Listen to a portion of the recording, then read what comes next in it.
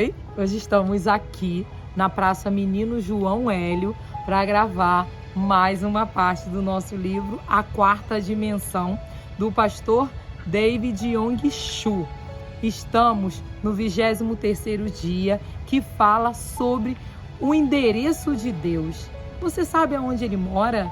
Você sabe o endereço de Deus? Você sabe aonde encontrá-lo? Ele está em você, Ele está em mim. Ele habita em nós, o Espírito Santo do Senhor, que nos orienta, nos direciona, nos consola, nos conforta. Ele habita em nós. Então, vamos reiniciar nossa leitura de hoje na parte A Solução. Logo me veio a resposta. Jesus disse: morri e ressuscitei. Enviei o Espírito Santo a cada um de meus seguidores. Disse-lhes que jamais os deixaria órfãos. Disse-lhes que oraria ao Pai, que Ele lhes mandaria o Espírito Santo. E que nesse dia vocês saberiam que eu estou no Pai, e o Pai em mim, e que eu estou em vocês, e vocês estão em mim. Gradativamente comecei a ver que, por meio do Espírito Santo, Deus Pai e Deus Filho habitavam dentro de mim. Li em 2 Coríntios que Deus nos selou e enviou seu Espírito Santo para dentro de nosso coração. Encontrei o endereço de Deus. Descobri que seu endereço é meu endereço. Assim, saí a meus irmãos e comecei a pregar com audácia. Podemos encontrar o endereço de Deus. Agora descobri aonde Ele mora. Seu endereço é meu endereço. Ele habita em mim com todo o poder e toda a autoridade. Por meio do Espírito Santo, Deus Pai e Deus Filho habitam em mim e vão comigo aonde quer que eu vá. Ele também mora dentro de você. O endereço dele é seu endereço. Se ficarem em casa, ele estará lá. Se forem para o trabalho, ele estará lá. Se seu trabalho for na cozinha, ele está lá. Deus habita em seu coração e seus recursos estão dentro de vocês. Irmãos, continuava eu, não tenho prata nem ouro, não tenho alimento, nem arroz, nem roupa, mas tenho algo a lhes oferecer. Deus habita dentro de vocês. Aqueles que não possuem Deus em seu coração, venham a Jesus Cristo, recebam-no como seu Salvador pessoal. E o Criador do céu e da terra, com todos os seus recursos, habitará em seu coração. Ele satisfará todas as suas necessidades. Ao ouvir essa mensagem, eles começaram a desenvolver sua fé. Esse foi o ponto de partida de meu ministério e o fundamento sólido de minha vida de pregação.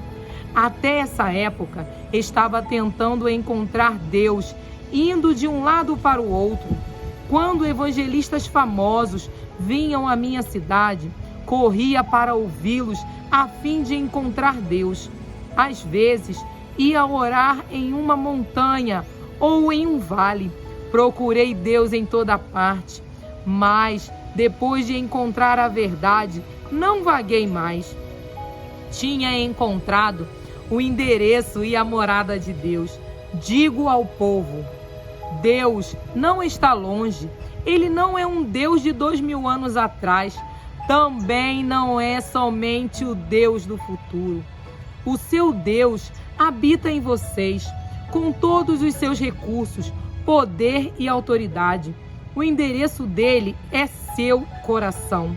Por isso, podem falar com ele e orar a ele todos os dias e a qualquer hora. Podem tocá-lo e receber seus recursos mediante a oração e a fé. Quando clamam em voz alta, Deus ouve. Quando falam suavemente, Deus ouve. Quando meditam, Deus ouve, pois mora dentro de vocês e pode suprir todas as suas necessidades. Depois da Guerra da Coreia, quando os missionários saíram a fazer a obra do Senhor, assisti a muitas reuniões e missões.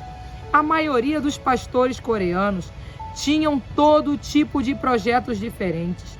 Queriam construir igrejas, edificar institutos bíblicos.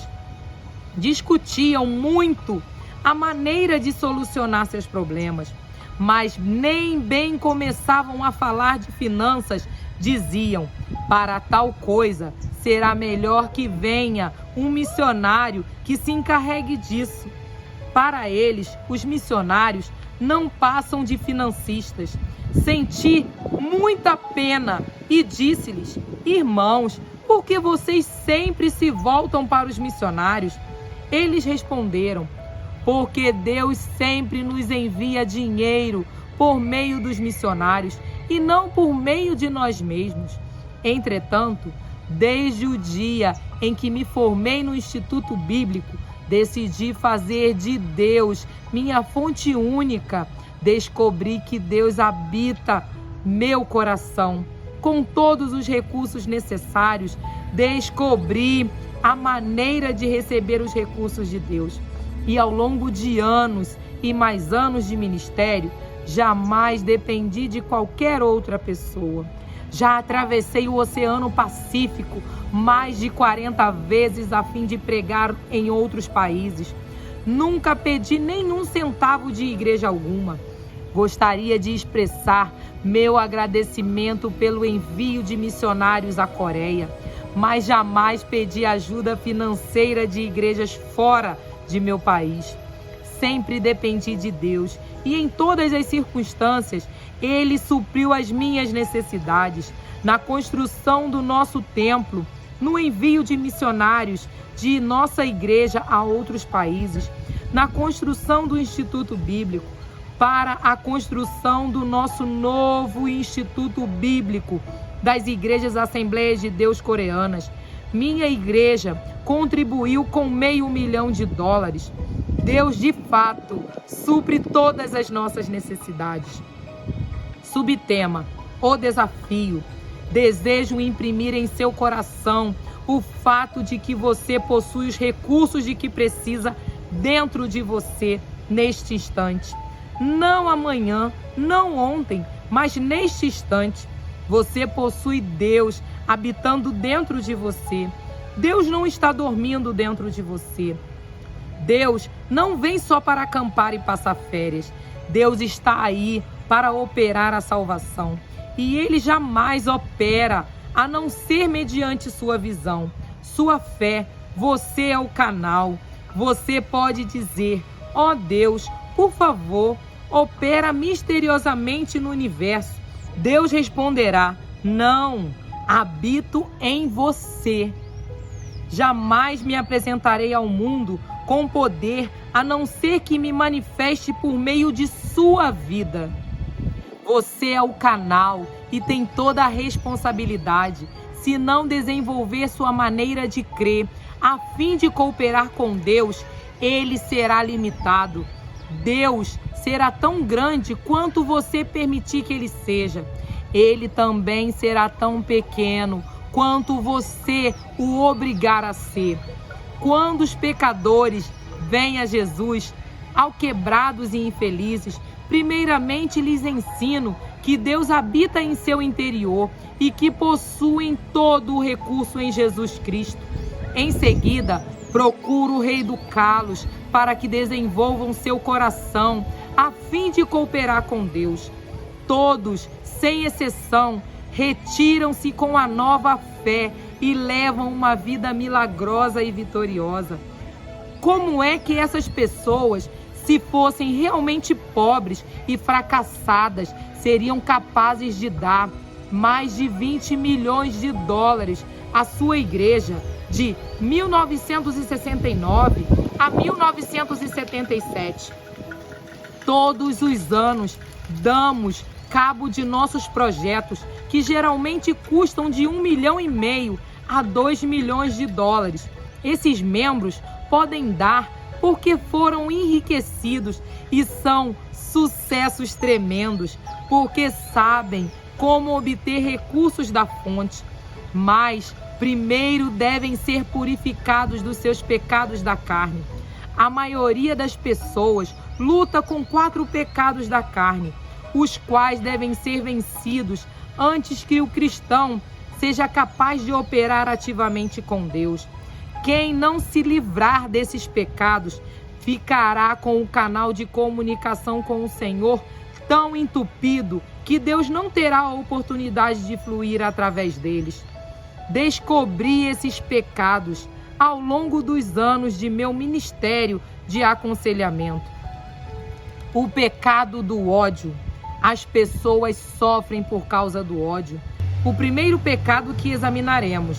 Se conservar o ódio em seu coração, Deus jamais poderá fluir através de você.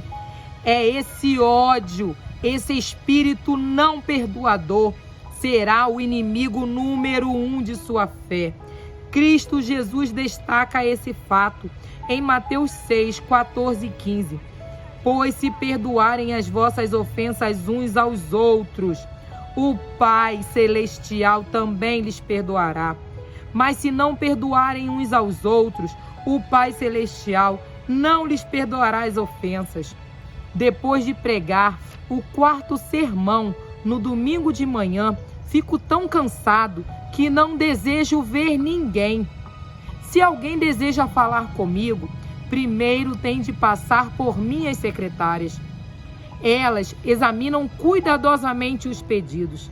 Se alguém consegue chegar à minha porta, é porque está grandemente necessitado.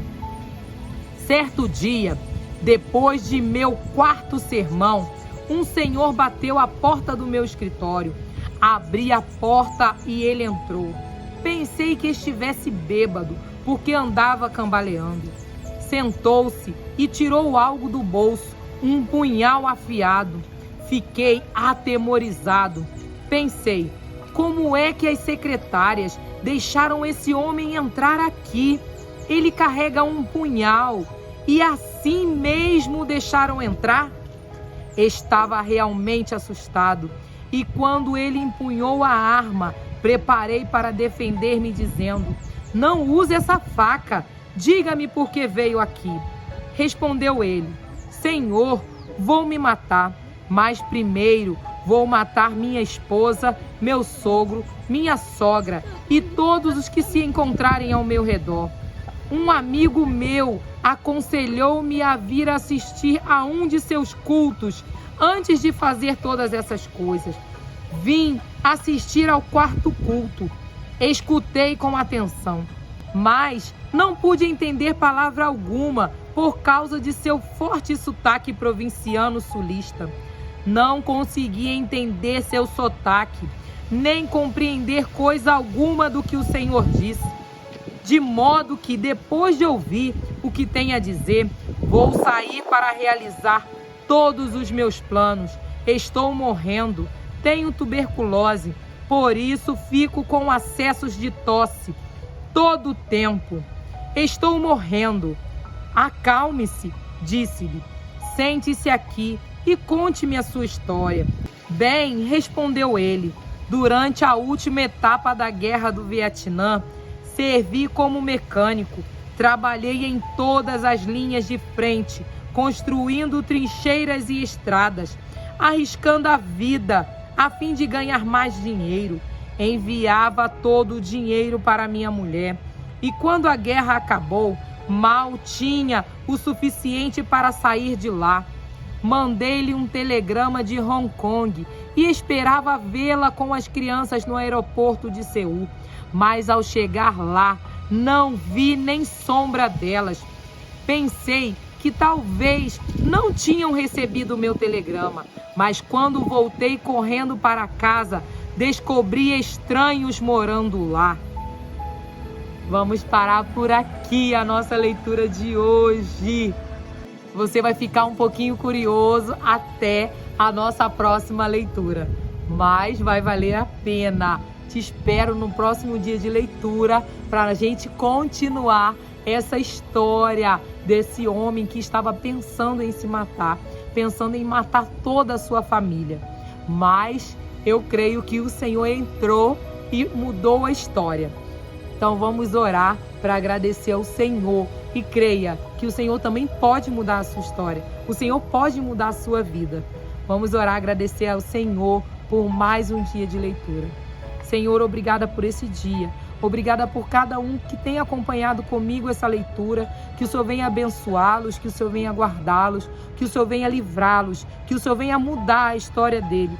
Como muitas histórias foram mudadas, Pai, através dessa leitura, que o Senhor continue, Pai, atuando na vida de cada um, Pai, que tem ouvido, que tem compartilhado, Pai, essas leituras. Abençoa as nossas vidas, em nome de Jesus. Amém e amém.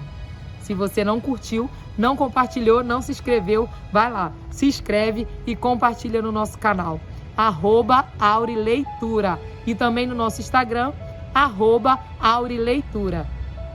Tchau, até o próximo dia de leitura.